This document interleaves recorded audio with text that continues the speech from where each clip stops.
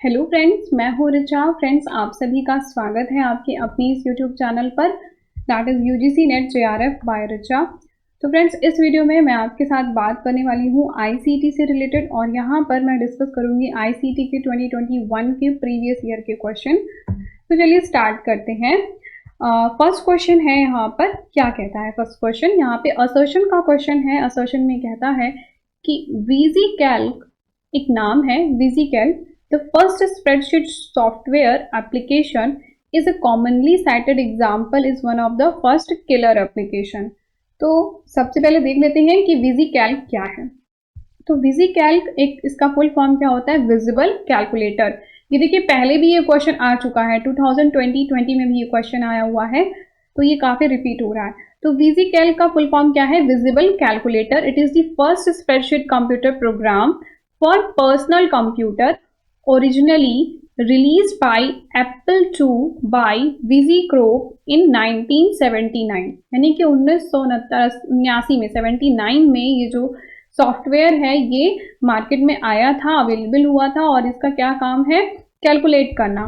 ठीक है, one of the first recognized example of killer application. इसको किलर एप्लीकेशन कहते हैं। Is generally agree to be VisiCalc software for the Apple II series. अब यहाँ पर इसको किलर एप्लीकेशन क्यों कहते हैं? क्योंकि it was not available on other computer for 12 month. 12 month तक जो है अदर कंप्यूटर में ऐसा कैलकुलेटर का डिवाइस नहीं आया था। ठीक है, एंड इसको लोग $100 इस सॉफ्टवेयर के लिए पहले पे किए, फिर बाद में 2000 और बाद में 10,000 तक का जो है यहाँ पर लोग पे किए इसके इस सॉफ्टवेयर के लिए। तो इसीलिए इसको किलर एप्लीकेशन कहते हैं।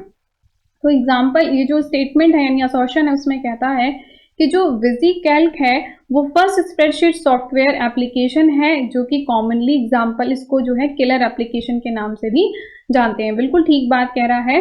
रीजन क्या कहता है कि VisiCalc help in bringing the PC into the business real, मतलब कि जो बिजनेस में लाने वाला जो सॉफ्टवेयर था वो VisiCalc था। तो ये बात भी ठीक कहता है, और इसीलिए मतलब रीजन सही है और असर्शन भी सही है, और सही एक्सप्लेनेशन भी है। सो इसका आंसर यहाँ पे फर्स्ट वाला हो जाएगा कि बोथ आर करेक्ट, और करेक्ट एक्सप्लेनेशन भी है। नाउ नेक्स्ट क्वेश्चन, जो कि सेकेंड क्वेश्चन है, इसमें क्या कहता है? विच of the following is the disadvantage of using the proprietary software rather than open source software? तो प्रोप्राइटरी सॉफ्टवेयर और ओपन सोर्स सॉफ्टवेयर ये क्या है, इनको समझ लेते हैं। तो प्रोप्राइटरी सॉफ्टवेयर वो सॉफ्टवेयर होते हैं जिनको कि हम परचेज करते हैं। ठीक है, पैसा देके हमें इनको खरीदना पड़ता है। जैसे कि क्या हो गया? विंडोज हो जाता है, ठीक है, मैक का ऑपरेटिंग सिस्टम हो गया।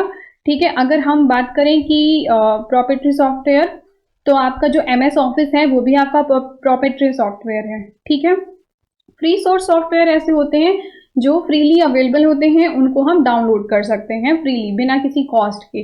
ठीक है, जैसे कौन सा हो गया? VLC मीडिया प्लेयर हो गया, एंड्रॉइड के ऐप हो गए, मतलब एंड्रॉइड जो होता है, एंड्रॉइड जो मोबाइल जो में जो सॉफ्टवेयर आता है वहां पे एंड्रॉइड होता है, एंड्रॉइड। ठीक है, अब प्रोप्राइटरी सॉफ्टवेयर क्या होता है? It is a software as a computer software where source codes are not publicly available. जो सोर्स कोड है वो पब्लिकली अवेलेबल नहीं है। मतलब जैसे कि अगर मैं बात करूं कि जो विंडोज है तो उसका जो कोड है वो पब्लिक में अवेलेबल नहीं होता है। ठीक है, यानी कि वो कंट्रोल किया जाता है जो भी कंपनी, जिस कंपनी का सॉफ्टवेयर है उस कंपनी के द्वारा। ठीक है, only the company which has created उसको ही वही उसको मॉडिफाई कर सकती है।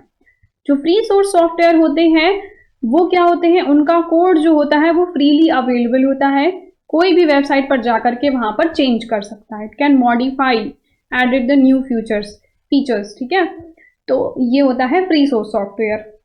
नेक्स्ट है, these software are developed and tested by individual organization which is owned by not by the public. Organization बनाते हैं और वो खुद ही टेस्ट करते हैं कि कितना सही है। ये सॉफ्टवेयर कैसे होते हैं? Developed and tested through open collaboration. Users need to have valid and authenticate the license to use the software। यानी कि जो प्रोप्राइटरी सॉफ्टवेयर हैं उनको लाइसेंस लेना पड़ता है, उसके लिए कुछ अमाउंट उनको पे करना पड़ेगा। आप लाइसेंस लोगे तभी आप इसको चला सकते हो। वो होते हैं प्रोप्राइटरी सॉफ्टवेयर। ठीक है, अगर आप देखो ना कि जो MS ऑफिस है वो भी क्या होता है, कभी वो 360 डेज के लिए भी आता है, यानी कि 1 ईयर का भी आता है, लाइफ टाइम के लिए भी आता है। तो उसको यूज करने के लिए एक अमाउंट पे करना पड़ता है, फिर आपको एक लॉगिन आईडी और पासवर्ड जनरेट करनी होगी और उसके थ्रू आप उसको यूज कर सकते हो। User must have to pay to get the proprietary software. यहाँ पर user do not need to pay any authenticated licence. यहाँ पर कोई ऑथेंटिकेट लाइसेंस वगैरह नहीं पे करना होता है। User can get free software for free of charge. तो ये होते हैं फ्री सोर्स सॉफ्टवेयर। अब यहाँ पर कह रहा है कि क्या डिसएडवांटेज है प्रोप्राइटरी सॉफ्टवेयर का, ये हमें बताना है। तो जो प्रोप्राइटरी सॉफ्टवेयर है can only be access with a password. तो पासवर्ड तो आप प्रोप्राइटरी वाले में भी डालते ही हैं। ठीक है, नेक्स्ट है यहाँ पर कि जो ये कोई डिसएडवांटेज नहीं हुआ, पासवर्ड डालना ये कोई डिसएडवांटेज थोड़ी ना है। तो प्रोप्राइटरी सॉफ्टवेयर है can only B use on proprietary system, यानी कि केवल ये प्रोप्राइटरी सिस्टम में ही यूज किया जा सकता है। ये स्टेटमेंट तो बिल्कुल ही गलत है। नेक्स्ट क्या कहता है कि जो प्रोप्राइटरी सॉफ्टवेयर हैं ये यूजुअली मोर एक्सपेंसिव होते हैं। जो प्रोप्राइटरी सॉफ्टवेयर हैं वो कॉस्टली होते हैं, उनके लिए आपको पेमेंट करना पड़ता है, और यही इसका एक डिसएडवांटेज है कि इसकी कॉस्ट जो है वो एक डिसएडवांटेज है। ठीक है, proprietary software can only B use with internet connection. ऐसा नहीं है, बहुत सारे सॉफ्टवेयर हैं जो हम इंटरनेट के थ्रू भी यूज करते हैं और विदाउट इंटरनेट के थ्रू भी हम यूज करते हैं। तो ये स्टेटमेंट भी रॉन्ग है। तो थर्ड स्टेटमेंट जो है वो सही है और वही आपका आंसर हो जाएगा, क्योंकि यही मेजर डिफरेंस है। जो ओपन सोर्स सॉफ्टवेयर है वो तो फ्रीली अवेलेबल है ना, फ्री ऑफ कॉस्ट अवेलेबल है, बट यहाँ पर ये कैसा है, प्रोप्राइटरी आपको पैसे देने पड़ते हैं। नाउ थर्ड क्वेश्चन जो कि 33 क्वेश्चन है, इसमें क्या कहता है, with respect to computer what is the main advantage of GUI compare to CLI। तो समझ लेते हैं पहले कि CLI और GUI ये क्या है। ठीक है, तो CLI लिखा हो या CUI लिखा हो, दोनों ही एक तरीके से सेम है। देखिए कैसे, CUI देखिए कमांड लाइन इंटरफेस और command language interpreter, also known as command line user interface और कंसोल यूजर इंटरफेस, ये जो चीजें हैं ये सभी नाम सेम है। एंड करेक्टर यूजर इंटरफेस वो भी आपका CUI ही होगा। तो कहीं पे भी CUI लिखा हो या CLI लिखा हो, उसका मतलब यहाँ पर समझ लीजिए, it is a mean of interacting with a computer program where the user और client using the command of the program in form of successive line of text.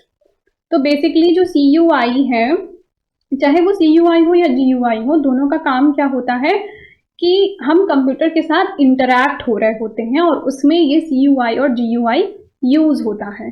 ठीक है, और बेसिकली मैं ये आपको इसलिए बताना चाहती हूँ कि कहीं पे कभी CLI लिख के आए या CUI लिख के आए तो आपको घबराना नहीं है। ठीक है, अब इन दोनों में डिफरेंसेस क्या है इसको समझ लेते हैं कि ये हो गया आपका CLI और ये है GUI। तो जो CLI है यहाँ पर होता क्या है, user has to know the command और लुक देम अप। ठीक है, the command are much more intuitive होते हैं। The command are usually have to entered in full. ठीक है, यानी कि यहाँ पे पूरा कमांड लिखना होगा, बट यहाँ पर कैसा होगा, यहाँ पे आप कुछ शॉर्टकट्स में भी लिख सकते हैं। जैसे Ctrl+C लिख दिए तो वहां पर क्या हो जाएगा, कॉपी, यानी कंट्रोल के साथ साथ आपने C दबा दिया तो कॉपी हो जाएगा, कंट्रोल के साथ साथ P दबा दिया तो प्रिंट हो जाएगा। तो यहाँ पे क्या होता है कि हम शॉर्टकट्स भी यूज कर सकते हैं। यहाँ पर क्या होगा कि यूजर को चीजें सीखनी पड़ेगी चलाने के लिए। ठीक है, एक डिटेल में उसको नॉलेज लेनी पड़ेगी, प्रॉपर ट्रेनिंग लेना पड़ेगा, तब आप CUI को चला पाएंगे। बट GUI क्या होते हैं, यहाँ पे बहुत ज्यादा ट्रेनिंग की जरूरत नहीं पड़ती है, थोड़ी सी इंफॉर्मेशन की जरूरत पड़ती है, फिर आप चला लेते हैं। नाउ नेक्स्ट है यहाँ पे, the interface can be daunting, more difficult to use, the user more likely to make mistake. मतलब थोड़ा डिफिकल्ट होता है चलाना, तभी तो यहाँ पर प्रॉपर ट्रेनिंग लेनी पड़ती है, बट स्टिल यहाँ पर बहुत आसान होता है कि लोग मिस्टेक कर लेते हैं। बट GUI थोड़ा सा यूजर फ्रेंडली होता है, यहाँ पर इतनी मिस्टेक का कोई इतना वो नहीं होता। नेक्स्ट यहाँ पे है कि यहाँ पे ग्राफिक्स वगैरह नहीं होती, बट जो GUI होता है यहाँ पे ग्राफिक होता है, ठीक है। ग्राफिक यूजर इंटरफेस इसका नाम ही है। तो यहाँ पे जैसे कि देखिए कोई फाइल वगैरह होती है तो फोल्डर आप बनाते हैं तो एक फोल्डर जैसी इमेज भी बन के आती है ना साथ में, तो ये उसी की बात कर रहा है। There is no menu, but यहाँ पर मेन्यू होते हैं क्योंकि सेट ऑफ पैरामीटर्स बने होंगे तभी तो आप उसमें से कुछ सेलेक्ट करेंगे। तो यहाँ पे मेन्यू होता है और यहाँ पे तो पूरा पूरा लिखना पड़ता है, ठीक है। और the user has complete control, बिल्कुल यहाँ पर पूरा कंट्रोल होगा CUI में, बट GUI में पूरा कंट्रोल नहीं होता, कुछ रिस्ट्रिक्शन होती है। जो भी अवेलेबल जो मेन्यू है उसी में से कुछ हमें सेलेक्ट करना होता है, तो यहाँ पर लिमिटेशन होती है। Command have to be entered accurately with the correct spelling and syntax, यहाँ पे स्पेलिंग और सिंटेक्स का भी प्रॉपर ध्यान रखना होता है। यहाँ पर इतना एरर वगैरह को ये अवॉइड करता है जो GUI है। No pointing device is use, यहाँ पर CUI में आप कोई भी पॉइंटिंग डिवाइस नहीं यूज कर सकते, बट यहाँ पर पॉइंटिंग डिवाइस को यूज किया जा सकता है फॉर मेकिंग दी चॉइस, जैसे कि कर्सर वगैरह होता है इस तरह से, तो वो आपका GUI हो गया, ठीक है। तो हमने इन दोनों चीजों को समझ लिया कि GUI और CUI या CLI क्या है। अब हमें बताना है कि GUI का एडवांटेज क्या है। तो provide higher level of security and require less memory, ऐसा तो नहीं है। देखिए सिक्योरिटी आपको कहाँ पे मिल जाएगी, हर वो चीज जहाँ पे कंट्रोल आपका सबसे ज्यादा हो वहां पे वो चीज आपकी ज्यादा सिक्योर होगी, ये बात आपको ध्यान में रखनी है। तो GUI में क्या है, आपका कंट्रोल कैसा है, लेस है, तो यहाँ पे सिक्योरिटी भी कैसी हो जाएगी, लेस हो जाएगी, ठीक है। तो ये स्टेटमेंट तो गलत हो गया। नेक्स्ट है यहाँ पे easier to use for non expert, जो नॉन एक्सपर्ट हैं वो भी इसको यूज कर सकते हैं, हाँ, तो ये GUI का बेनिफिट है, ठीक है। नेक्स्ट यहाँ पे क्या कहता है कि performance complex task faster and required less memory. देखिए कॉम्प्लेक्स टास्क वगैरह परफॉर्म करने के लिए तो आपका CUI बेटर होगा और वही आप उसको ज़्यादा अच्छे से ऑपरेट कर पाएंगे, ठीक है। Required less processing power and, तो यहाँ पर जो इजी होता है वो आपका कौन सा वाला होता है, GUI होता है, ठीक है।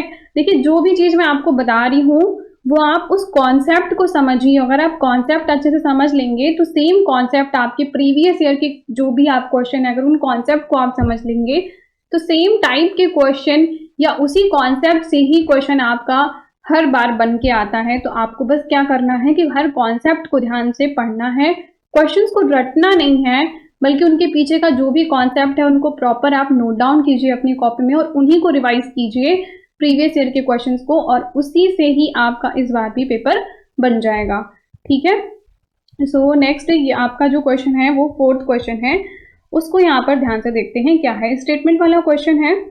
स्टेटमेंट 1 में कहता है a web browser is a piece of software that retrieve and display the web page.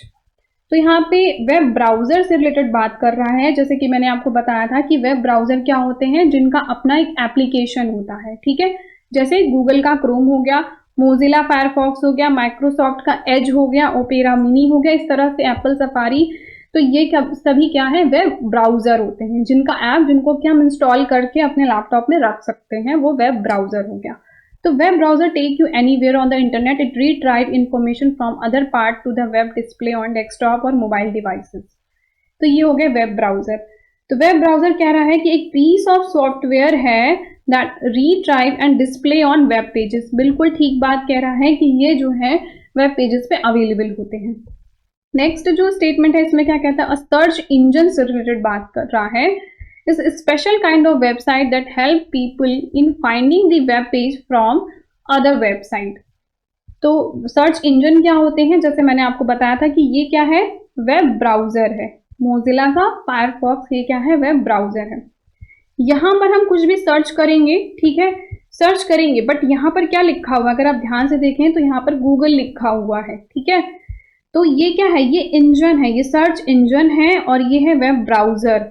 Mozilla Firefox मैंने वेब ब्राउजर यूज किया, बट सर्च कहाँ पर कर रहे हैं हम, सर्च इंजन पे कर रहे हैं। तो सर्च इंजन एक वेब बेस्ड टूल है that enable user to locate the information on the www। Popular example of the search engine क्या है, वो गूगल है और याहू है। याहू तो अब उतना नहीं है। यहाँ पर आप देखिए कि ये सारे जो हैं ये आपको ध्यान में रखने हैं। डक डक गो, नेवर, आस्क, ये सभी आपके जो हैं सर्च इंजन हैं, इनको आप नोट डाउन कर लीजिए। तो अब यहाँ पर कहता है कि जो सर्च इंजन है ये एक स्पेशल काइंड ऑफ वेबसाइट है जो कि हेल्प करता है चीज़ों को फाइंड आउट करने के लिए जो भी वेबसाइट पर पड़ी होती हैं। ठीक है, तो ये बात भी बिल्कुल ठीक कह रहा है, दोनों ही स्टेटमेंट ट्रू हैं। एक वेब ब्राउजर के बारे में बात कर रहा है, दूसरा सर्च इंजन के बारे में बात कर रहा है।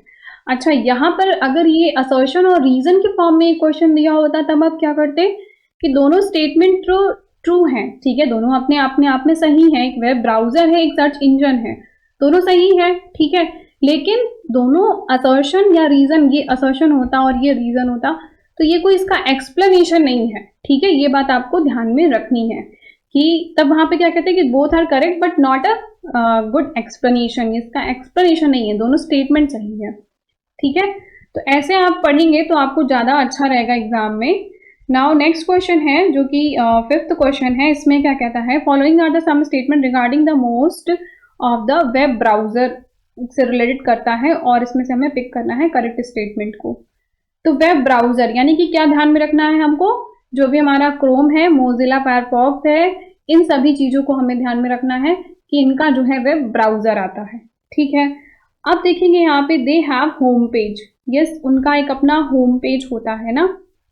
ठीक है, अभी जैसे ये बताया था ये आपका क्या है, वेब ब्राउजर है।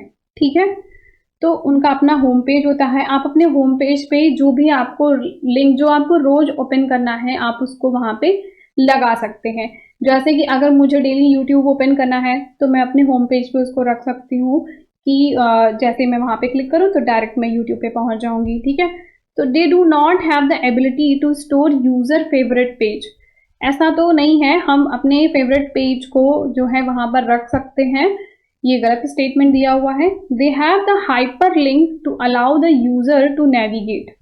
इसको समझाने से पहले एक चीज आप समझ लीजिए कि हाइपर लिंक क्या होता है। जैसे कि अगर आप देखते हैं, मैं कहती हूँ कि आपको डिस्क्रिप्शन में ये प्लेलिस्ट का लिंक दिया हुआ है, ये जो लिंक दिया हुआ है जब आप इस पर क्लिक करोगे तो आप कहाँ पर पहुंचोगे, इस प्लेलिस्ट पे पहुंच जाओगे ना। देखिए यहाँ पर टीचिंग एप्टीट्यूड की ये प्लेलिस्ट लिखी थी, तो यहाँ पे आप कहाँ पर पहुंच जाओगे, प्लेलिस्ट पे पहुंच जाओगे इस लिंक को टच करके। ठीक है, तो ये जो लिंक है, ये जो ब्लू ब्लू हो जाता है, यही हाइपर लिंक है, यही क्या है, हाइपर लिंक है। जहां पे भी आप किसी भी वेबसाइट पर देखो या कोई भी आप फॉर्म भरो तो वहां पे लिखा रहता है ना, इस फॉर्म को भरने के लिए क्लिक हियर। ठीक है, और जब आप वहां पे क्लिक करते हो तो आप रिडायरेक्ट होके उसकी वेबसाइट पर पहुंच जाते हो। ठीक है, और वहां पे अपना फॉर्म वगैरह जो भी भरना भर सकते हो। तो ये क्या है, ये जो क्लिक हियर जो लिखा था ये क्या है, ये हाइपर लिंक है। ठीक है, तो कहीं कहीं पे वो ऐसे लिखा होता है और कहीं पे उसको ब्लू करके ऐसे दिखा देते हैं, तो इस तरीके का वो हाइपर लिंक होता है। ठीक है, अब क्वेश्चन में क्या कहता है, they have the hyperlink to allow user to navigate. Navigate का मतलब क्या होता है, वही पाथ, रास्ता दिखाना, मार्ग, तो वही है नेविगेट, मतलब उस वेबसाइट पर पहुंचने के लिए ये क्या करते हैं, नेविगेट करते हैं। तो ये बात बिल्कुल ठीक कह रहा है, स्टेटमेंट ए सही है, सी सही है। डी देखते हैं, इसमें क्या कहता है, दे do not keep the history of the website visit by the user. History तो रहती है ना, अगर आप अपने मोबाइल में भी देखो कि अगर आप क्रोम वगैरह जब यूज करते हो तो उसमें वो हिस्ट्री में पड़ा रहता है जब तक कि आप उसको खुद से ना डिलीट करो। ठीक है, तो वो हिस्ट्री में पड़ी रहती है। उसी तरह लैपटॉप में भी आप कुछ भी ओपन करते हो वो आपकी हिस्ट्री में पड़ा रहता है। सो ये तो गलत हो गया, ये स्टेटमेंट रॉन्ग है। A and C is the correct, so first is the answer. ठीक है, नाउ नेक्स्ट क्वेश्चन जो कि सिक्स्थ क्वेश्चन है, इसमें क्या कहता है, इसमें कहता है कि स्प्रेडशीट क्या है। स्प्रेडशीट 1 डायमेंशनल है, 1D 2D 3D किस तरीके का होता है ये जानना चाहता है। तो एक्सेल को स्प्रेडशीट भी कहते हैं। ठीक है, तो ये देखिए स्प्रेडशीट का एक स्क्रीनशॉट है, यहाँ पर देखिए 2 एक्सेस में होता है, एक आपकी एक्स एक्सेस होती है, दूसरी आपकी वाई एक्सेस होती है। एक्स एक्सेस में आप ऐसे लिख सकते हैं और वाई एक्सेस में इस तरीके से अपने डेटा को फिल करते हैं। तो ये बात ध्यान रखनी है आपको कि जो एक्सेल शीट है वही आपकी स्प्रेडशीट है, और यहाँ पर डेटा आपका देखें तो 2D में होता है डेटा। ठीक है, 2D का मतलब 2 डायमेंशनल होता है, 2 डायमेंशनल होता है और ग्रिड वगैरह। यहाँ पर आप देखें तो आप बार ग्राफ बना सकते हैं, ठीक है, जो बार ग्राफ होता है, और पाई चार्ट बना सकते हैं, लाइन चार्ट बना सकते हैं, इस तरह की चीजें हम स्प्रेडशीट सॉफ्टवेयर यानी कि एक्सेल का यूज करके हम ये सारी चीजें बना सकते हैं। तो ये 2 डायमेंशनल होता है और यहाँ पे ग्रिड होते हैं, ठीक है, 2D ग्रिड होता है। नाउ नेक्स्ट जो है इसमें क्या कहता है, असर्शन और रीजन दिया हुआ है। असर्शन कहता है कि एक good computer networking solution can be very much beneficial for your business. तो पहले कंप्यूटर नेटवर्किंग क्या है इसको समझ लेते हैं। कंप्यूटर नेटवर्किंग का मतलब क्या हुआ, a computer network is a set of computer sharing the resources locate on the provided network mod, ठीक है। यानी कि कंप्यूटर नेटवर्क का मतलब कि एक दूसरे से देखिए यहाँ पर जुड़े हुए हैं कंप्यूटर्स। तो the computer use common communication protocol over digital interaction to communicate with each other. Digitally वो कम्युनिकेट कर सकते हैं, इसे कंप्यूटर नेटवर्क कहते हैं। अब यहाँ पर these interaction are made up by telecommunication network. जो टेलीकॉम कंपनीज होती हैं वो नेटवर्क प्रोवाइड करती हैं, उनके थ्रू हम इनसे कनेक्ट हो सकते हैं इन टेक्नोलॉजी के थ्रू। बेस्ड ऑन फिजिकली जो वायर्ड है उससे ऑप्टिकल वायर हो सकता है, वायरलेस से भी हो सकता है, रेडियो फ्रीक्वेंसी मेथड से भी कनेक्ट हो सकते हैं। They may be arrange in variety of the network topology. अब ये नेटवर्क टोपोलॉजी देखिए यहाँ पे, ये तो मैंने आपको लास्ट वाले जो वीडियो था उसमें बताया था आपको ना कि किस तरीके से mesh topology, star topology, T topology, इस तरीके से जो कंप्यूटर्स होते हैं वो कनेक्टेड होते हैं। तो यहाँ पे ये क्या है, वो सब आया कहाँ से, कंप्यूटर के नेटवर्क से आया कि कंप्यूटर जो है किस तरह से कनेक्टेड होते हैं। तो यहाँ पर हम प्रॉपर इजीली कम्युनिकेट कर सकते हैं, ये होता है कंप्यूटर नेटवर्क। तो कह रहा है कि अगर हमारा जो नेटवर्किंग है वो अच्छी है तो वो हमारे बहुत सारी प्रॉब्लम का जो है सोल्यूशन प्रोवाइड कर देती है, बेनिफिशियल है बिजनेस पर्पस के लिए। तो ये बात ठीक कहता है, बिजनेस पर्पस के लिए जो भी कंपनी वगैरह होती है वो अपना जो है कंप्यूटर का नेटवर्क लेते हैं प्रॉपरली और उसको यूज भी करते हैं। रीजन दिया हुआ है, with computer networking you can cut back on the cost and allow for efficient use of resources. जो अदर कॉस्ट है हम उसको कट कर सकते हैं। बिल्कुल कोई इंफॉर्मेशन मुझे दूसरे लोग तक पहुंचानी है तो हम नेटवर्किंग के थ्रू पहुंचा सकते हैं। हो सकता है वो कहीं और बैठा हो पर्सन, तो नेटवर्किंग के थ्रू हम पहुंचा सकते हैं उस इंफॉर्मेशन को। तो यहाँ पे क्या हो गया, हमारी कॉस्ट जो है वो रिड्यूस हो जाती है और हम इंस्टेंट, अगर कोई पर्सन वो इन्फॉर्मेशन लेके जाए तो बहुत टाइम लगेगा, बट ईमेल और कॉल के थ्रू तो हम डायरेक्टली इन्फॉर्मेशन पहुंचा सकते हैं। तो ये स्टेटमेंट बिल्कुल ठीक कहता है, असर्शन भी सही है, रीजन भी सही है, ठीक है। और क्योंकि वो कॉस्ट को रिड्यूस करता है और इन्हांस करता है इसलिए हम बिजनेस में इसको यूज भी करते हैं। तो दोनों का एक्सप्लेनेशन भी बिल्कुल सही सही दिया हुआ है, तो इसलिए यहाँ पर आंसर आपका फर्स्ट वाला हो जाएगा, ठीक है। नाउ 8th क्वेश्चन है, इसमें क्या कहता है, इसमें बोलता है कि which of the following statement about the desktop and the laptop computer are the true. तो देखिए दोनों चीजें आपको समझा देती हूँ।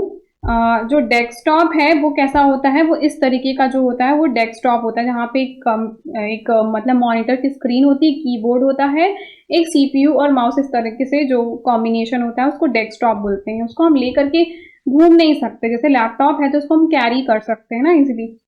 तो यहाँ पे लिखा हुआ है, फर्स्ट स्टेटमेंट है, most modern laptop computer have built in webcams. तो हाँ ठीक है, यहाँ पर वेब कैमरा होता है सभी आजकल जो भी लैपटॉप आते हैं। नेक्स्ट है कि desktop computer are not very portable. हाँ ठीक है, जो डेस्कटॉप है यानी कि जो वो बड़े बड़े से आप सीपीयू और जो मॉनिटर की जो स्क्रीन है उसको हम इजी तो कैरी तो नहीं कर सकते अपने साथ। तो ये स्टेटमेंट भी ठीक कहता है क्योंकि वो नॉट वेरी पोर्टेबल लिखा हुआ है। जो थर्ड स्टेटमेंट इसमें क्या कहता है, all desktop computer have built in touch pad. तो मैं पहले आपको बता दूं कि टच पैड क्या होता है। टच पैड ये देखिए, जैसे लैपटॉप में ऐसा टच पैड बना होता है ना जहाँ पे हम अपने कर्सर को मूव ऑन कर सकते हैं। तो touch pad is a track pad, is a pointing device, ठीक है। फीचर दैट जब भी हम उसको टेक्टाइल यानी टच करके जो भी सेंसर होता है उसके थ्रू हम यूज करते हैं। A specialized surface that can translate the motion of the position of a user's finger relative to the position of operating system that made up out, जो भी हमारी स्क्रीन बनी होती है उस पर हमें आउटपुट स्क्रीन पे दिखता है, ठीक है। तो टच पैड वो होता है। अब जो डेस्कटॉप है आपको बताया कि एक मॉनिटर की स्क्रीन होती है, एक सीपीयू होता है, कीबोर्ड इस तरीके से सेटअप होता है, तो उसमें टच पैड नहीं होता है, ठीक है। ये स्टेटमेंट क्या है, गलत दी हुई है। नेक्स्ट स्टेटमेंट है कि laptop computer are rarely supplied with a mouse. जो लैपटॉप्स हैं वो उनके साथ में माउस साथ में कंबाइन करके नहीं दिया जाता। तो ये बात भी ठीक कहता है कि जो लैपटॉप है हमको क्या करना होता है, अगर आपको माउस यूज़ करना होता है तो आपको अलग से परचेज करके आप यूएसबी केबल के थ्रू आप इसमें लगा सकते हैं। बट यहाँ पे क्या होता है, यहाँ पे टच पैड दिया होता है, इसलिए यहाँ पे जो है माउस वो नहीं देते हैं। सो ये फर्स्ट ए, बी और डी ये तीनों स्टेटमेंट सही है। ए, बी और डी जो कि आपका ऑप्शन 2 में दिया हुआ है, सो इसका आंसर यहाँ पर 2 वाला हो जाएगा। ठीक है। नाउ 9th क्वेश्चन है, इसमें क्या कहता है, इसमें बोलता है कि एटीएम स्टैंड फॉर। तो ये तो सभी को पता है, ऑटोमेटेड टेलर मशीन होती है, बट फिर भी कुछ इन्फॉर्मेशन है जो कि आप जान जाइए कि जो एटीएम है ये आखिर पूछा क्यों, क्योंकि ये एक स्पेशलाइज्ड कंप्यूटर होता है। ठीक है, that allow bank account holder to check, अपना जो भी अकाउंट की इंफॉर्मेशन है उसके लिए होता है। यहाँ पे हम बैलेंस को चेक कर सकते हैं, विदड्रॉ कर सकते हैं, डिपॉजिट भी कर सकते हैं, मनी को ट्रांसफर भी कर सकते हैं एक अकाउंट से दूसरे अकाउंट में, अपने अकाउंट का मिनी स्टेटमेंट वगैरह निकाल लेते हैं ना इसके थ्रू। तो वही चीज़ है कि जो एटीएम है उसका हम ये सब यूज़ करते हैं, ये भी आप जान लीजिए। बेसिकली आपको तो पता ही होगा। नाउ 10th क्वेश्चन, इसमें क्या कहता है, with regard to the computer memory which of the following is true. इनमें से कौन सा जो है कंप्यूटर मेमोरी के लिए सही है।